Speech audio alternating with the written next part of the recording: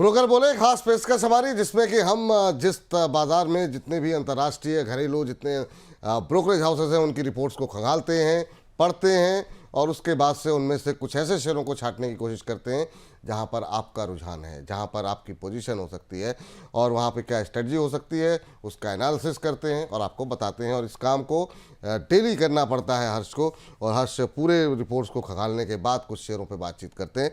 हर्ष, आज की पहली कंपनी बताइए। पहली कंपनी है आईसीआईसी लोम्बार्ड, क्योंकि नतीजे इसके क्वार्टर 4 के जारी हो चुके हैं और स्टॉक में सुबह करीब 4% की गिरावट देखने को मिली थी। उसके बाद एक संभलता हुआ ये स्टॉक देखने को मिला। मॉर्गन स्टैनली की रिपोर्ट है, इक्वल वेट की सलाह दी और 1855 का टारगेट दिया है। अभी जो स्टॉक है इस प्राइस से नीचे ट्रेड कर रहा है यहाँ पर। अब इन्होंने क्या कहा, देखिए इन्होंने सबसे पहले इनका ये कहना है कि जो कंपनी के नतीजे रहे हैं उसमें मुनाफा काफ़ी कमज़ोर रहा है और इसके पीछे की वजह बताई। अंडरराइटिंग, इंश्योरेंस कंपनी में अंडरराइटिंग बहुत इंपॉर्टेंट भूमिका निभाती है, वो एक कमज़ोरी की वजह रही। दूसरी वजह यहाँ पर रही कि कम निवेश की वजह से यहाँ पे आई पे इम्पैक्ट होता हुआ दिखा है। अब इसके साथ ही इन्होंने क्या कहा कि कंपनी का जो फोकस है वो ग्रोथ के ऊपर, प्रॉफिटेबिलिटी के ऊपर साफ तौर पर है और आने वाले क्वार्टर्स में वो स्थिति दिखेगी। साथ ही इनका कहना है कि वैल्यूएशन जो है, अभी जो मौजूदा वक्त में जो वैल्यूएशन की स्थिति दिख रही है उससे जो ग्रोथ है वो काफ़ी सीमित हो जाती है यहाँ पर। साथ ही इनका ये भी कहना है कि जो टॉप लाइन ग्रोथ है, यानी कि जो सेल्स ग्रोथ है उसमें काफ़ी ज़्यादा डाउनफॉल देखने को मिल रहा है और साथ ही जो अर्निंग्स है वो काफ़ी म्यूटेड आई है। इसकी वजह से इन्होंने यहाँ पर इक्वल वेट रखा है। ठीक, तो यहाँ पर जरा स्क्रीन पर लेकर के आ जाइए रिपोर्ट्स को। सर, क्या कुछ सलाह रहेगी आपकी आईसीआईसीआई लोम्बार्ड को लेकर के? मॉर्गन स्टैनले कह रहा है कि यहाँ पर 1855 तक के टारगेट देखने को मिल सकते हैं। हालांकि इनका नज़रिया साल 1.5 साल का होगा, लेकिन चार्ट्स क्या कह रहे हैं इस समय? अभी आईसीआईसीआई लोम्बार्ड पे क्या स्ट्रेटजी होनी चाहिए? देखिए, ऐसे लोम्बार्ड कंटिन्यूसली अगर देखें तो 1 साल से ज़्यादा ये कंटिन्यू अंडर परफॉर्म कर रहा है स्टॉक। हवेवर अगर देखा जाए तो टेक्निकली इसमें रेजिस्टेंस और मल्टीपल रेजिस्टेंसेस है और 200 डे मूविंग एवरेज के नीचे भी ट्रेड कर रहा है स्टॉक प्राइस। तो फिर मुझे लग रहा है कि एक बाउंस बिल्कुल एक्सपेक्ट कर सकते हैं, क्योंकि जिस तरीके से लास्ट कुछ दिनों से वॉल्यूम का ग्रोथ दिख रहा है तो हो सकता है कि 200 डे मूविंग एवरेज जो है 1900 के आसपास, तो वहां तक एक्सपेक्ट कर सकते हैं। लेकिन मुझे ओवरऑल ट्रेंड अभी भी क्लियर पॉजिटिव नहीं लग रहा है। तो अगर कोई शॉर्ट टर्म के लिए प्ले करना चाहता है तो बिल्कुल प्ले कर सकते हैं, लेकिन ओवरऑल अगर सेटअप कोई लॉन्ग टर्म के लिए इन्वेस्ट करना चाहते हो तो मुझे इतना कॉन्फिडेंस नहीं आ रहा है कि स्टॉक प्राइस में एक बड़ा सा रिटर्न दे पाएगा। तो मुझे लग रहा है कि स्टॉक में अगर सिर्फ शॉर्ट टर्म के लिए प्ले करना है तो कर सकते हैं। ठीक, चलिए इस बीच चलते हैं अगले शेयर को जानने के लिए हर्ष के पास। हर्ष, बताइए अगला शेयर कौन सा होगा? अगला शेयर जो है इंडसइंड बैंक का। हमने पीछे काफ़ी खबरें देखी है इसकी और डेरिवेटिव गड़बड़ियों को लेकर खबरों में रहा है, लेकिन यहाँ पर आप देखिए मैक्वेरी की रिपोर्ट आई और एकदम आउट परफॉर्मेंस की रेटिंग दे दी है इन्होंने और 1210 रुपये का टारगेट दिया। आप सोचिए कि मौजूदा वक्त में स्टॉक 700 750 के आसपास ट्रेड कर रहा है और वहाँ से 1210 का टारगेट देना काफ़ी बड़ा नंबर इन्होंने दिया है यहाँ पर। अब इसके पीछे की वजह क्या बताइए इन्होंने? देखिए, सबसे पहले एक आया कि जो डेरिवेटिव्स गड़बड़ियाँ मिली हैं उससे नेट वर्थ पे जो इम्पैक्ट पड़ेगा वो महज 2.27% पड़ेगा। महज मैंने इसलिए इम्पैक्ट किया क्योंकि इनका साफ तौर पे इन्होंने यही चीज़ कही है कि बहुत ज़्यादा असर देखने को नहीं मिलेगा और साथ ही इनका ये भी कहना है कि जो यहाँ पर नुकसान के अनुमानित आंकड़े थे और बैंक ने जो इंटरनल ऑडिट किया है उसके हिसाब से वो कम दिख रहे हैं यहाँ पर, इसलिए ये काफ़ी पॉजिटिव है स्टॉक के ऊपर। साथ ही इन्होंने ये भी कहा है कि पूरे मामले पर जो मैनेजमेंट है वो अनुरूप ही रहा है, मतलब मैनेजमेंट का ऐसा नहीं हुआ कि अलग बयानबाजी चल रही है, उस हिसाब से जो स्थिति देखने को मिल रही है। साथ ही ये कुछ जानकारी और यहाँ पे मैक्वेरी ने दी है। इनका ये भी कहना है कि अभी हम लोग जो है इस जो गड़बड़ी को लेकर जो पूरी रिपोर्ट आई है उसका बारीक विश्लेषण हम लोग करेंगे। साथ ही जो क्वार्टर 4 के नंबर्स आएंगे उनको ऑब्जर्व करेंगे। यहाँ पे मार्जिन्स, ग्रोथ, एसेट क्वालिटी का जो भी आउटलुक रहेगा उसको बारीकी से कवर किया जाएगा। ठीक सर, इंडसइंड बैंक क्या राय रहेगी आपकी? मैक्वेरी की रिपोर्ट है आउट परफॉर्मेंस की, 1210 तक के टारगेट निकल के आ रहे हैं। बहुत कुछ घटनाक्रम चल रहे हैं लेकिन उसके बावजूद मैक्वेरी कह रहा है कि यहाँ पर लॉन्ग टर्म में 1210 तक के टारगेट देखने को मिल सकते हैं। आपका सजेशन क्या रहेगा? बिल्कुल जी, इसमें अगर इंडसइंड बैंक की बात करते हैं तो इंडसइंड बैंक क्लियरली एक अंडर परफॉर्म है स्टॉक में। कभी भी देखा जाए तो लास्ट 2000 जैन से लेके भी जैन 2024 से कंटिन्यूसली अंडर परफॉर्म कर रहा है। तो मुझे इतना ज़्यादा पोटेंशियल नहीं लग रहा है फिलहाल के लिए। क्योंकि यहाँ पे मल्टीपल रेजिस्टेंस जोन है। जिस तरीके जैसे न्यूज़ आया था उस टाइम पे हमने देखा था 20% का लोअर सर्किट बना था, तो अभी भी वहाँ पे गैप पोर्शंस बने हुए हैं। तो मुझे लग रहा है कि फिलहाल के लिए 800 और 800 से लेकर इमीडिएट रेजिस्टेंस में 800 के आसपास दिख रहा है। उसके ऊपर अगर थोड़ा बहुत निकलता है तो मुझे लग रहा है कि 870 से 870 टू 880 लेवल्स तक टेस्ट कर सकता है। लेकिन अभी फिलहाल के लिए मुझे उतना बड़ा टारगेट्स क्लियरली अभी इंडिकेट नहीं कर रहा है चार्ट्स के ऊपर। हो सकता है कि एक पुल बैक बिल्कुल हो सकता है, लेकिन इतना ज्यादा आउट परफॉर्मेंस मुझे चार्ट्स के ऊपर क्लियरली इंडिकेट नहीं कर रहा है।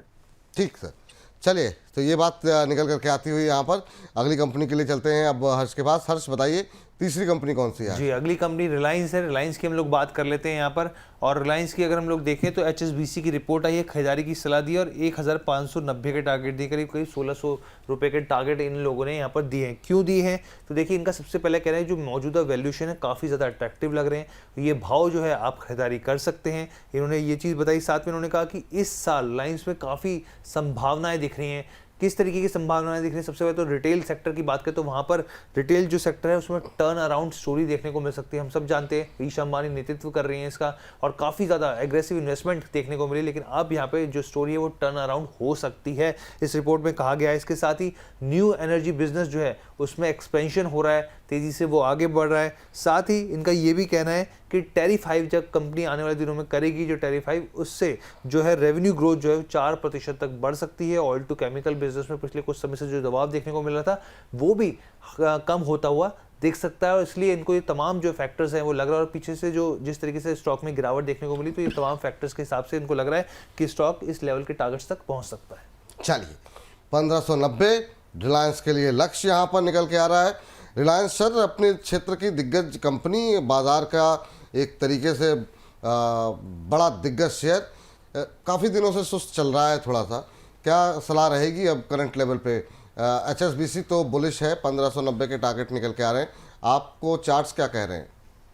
बिल्कुल, जब चार्ट्स के ऊपर देखते हैं रिलायंस इंडस्ट्रीज, देखिए एक स्ट्रॉन्ग बेस बना है 1100 के अराउंड। तो मल्टीपल टाइम्स मल्टी ईयर लो का है सपोर्ट जोन है।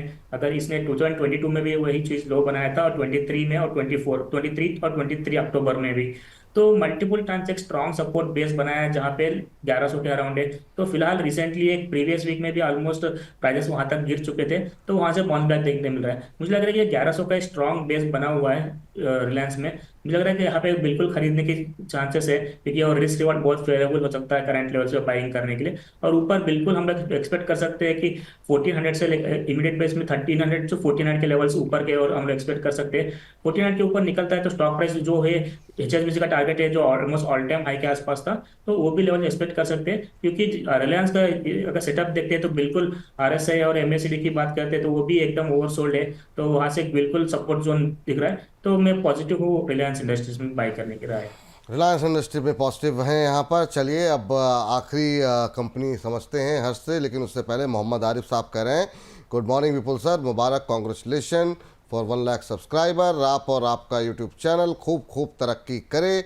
My favourite anchor Vipul sir. Thank you Arif साहब, बहुत बहुत शुक्रिया आपकी इन दुआओं के लिए, आपकी इन विशेष के लिए, और ये आप लोगों का प्यार ही है जिसकी वजह से महज 73 दिनों में हमने ये नंबर को क्रॉस किया है। तो एक बार फिर से सभी दर्शकों का, आरिफ साहब और बाकी सभी लोग जो हमें लगातार अलग अलग कमेंट बॉक्स पे, अलग अलग प्रोग्राम के कमेंट्स पे, अलग अलग हमारे सोशल मीडिया पे जो हमें विशेष भेज रहे हैं, आप सभी को हाथ जोड़कर आप सभी का अभिनंदन और बहुत बहुत शुक्रिया, बहुत बहुत धन्यवाद, बहुत बहुत थैंक यू आपके सपोर्ट के लिए। चलिए अगली कंपनी और आखिरी कंपनी के लिए चलते हैं हर्ष के साथ। हर्ष बताइए आज की लास्ट कंपनी कौन सी है? लास्ट कंपनी है आइशर मोटर की। हम लोग बात कर लेते हैं तो देखिए यहाँ पे इन्वेस्टेक की रिपोर्ट आई है, होल्ड की सलाह दी है। पहले इन्होंने कहा था कि आप सेल कर दीजिए, लेकिन अब इन्होंने कहा कि आप होल्ड कीजिए। 5600 के टारगेट दिए, इससे पहले इन्होंने 4500 के टारगेट दिए थे, वहां से टारगेट बढ़ाते हुए 5600 के कर दिए हैं। अब इनका कहना क्या है? देखिए इनका कहना है कि 4 क्वार्टर के बाद जो यहाँ पर रॉयल एनफील्ड है उसने वापस रीबाउंड किया है, वापस एक ग्रोथ देखने को यहाँ पे मिल रही है। कैसे देखने को मिल रही है? इनका साफ तौर पे कहना है FY25 के सेकंड हाफ की बात करें, यहाँ पर जो वॉल्यूम ग्रोथ रही है जो करीब करीब वो 15% रही है, जबकि पूरी इंडस्ट्री की जो ग्रोथ रही है वो -4% नेगेटिव रही है। अब आप खुद अंदाजा लगा सकते हैं कि जो वॉल्यूम ग्रोथ है कितना अच्छा यहाँ पे जंप देखने को मिल रहा है। इसके साथ ही इनका ये कहना है कि बुलेट 350 से काफ़ी ज़्यादा कंपनी को सपोर्ट मिल रहा है, इस मॉडल से काफ़ी सपोर्ट मिल रहा है। हालांकि कंपनी ने काफ़ी इसमें निवेश किया है, मार्केटिंग को लेकर काफ़ी इसका मार्केटिंग पे खर्च किया गया है, लेकिन क्वार्टर 4 में जो मार्जिन है वो बॉटम आउट होते हुए देखे। और इसमें ये तमाम चीज़ें जो है वॉल्यूम के बढ़ने से इनको ये उम्मीद है कि इस लेवल तक यहाँ पे स्टॉक जा सकता है। ठीक, 5600 के टारगेट निकल के आ रहे हैं आयशर को लेकर के। इन्वेस्टक की रिपोर्ट है, कॉल उन्होंने होल्ड की रेटिंग दी हुई है यहाँ पर। चलते हैं जरा लेवल्स को समझते हैं क्या इंपॉर्टेंट लेवल हैं। सर 5588 के आसपास चल रहा है, 5600 का टारगेट दिया है हर्ष। 5600 का 5600, 5588 पे चल रहा है, यानी कि मतलब 10-12 रुपए ऊपर का ही टारगेट हाँ, एक्चुअली क्या था कि पहले इसको सेल का था, फिर होल्ड का कर दिया था। ठीक है, लेकिन यहाँ पर अपसाइड बहुत लिमिटेड है, तो वो मुझे लगता है कि चूंकि इस तरह के शेयरों में 10-12 रुपए कोई मायने रखते नहीं है। लेकिन क्या टिप्पणी रहेगी सर आपकी, चार्ट्स क्या कह रहे हैं? विपुल जी, आयशर मोटर ऐसा स्टॉक है, बीच में इतना ज्यादा वॉलेटिलिटी था मार्केट में और बहुत सारे करेक्शंस भी देखने मिले, बहुत डीप करेक्शंस बहुत सारे स्टॉक में।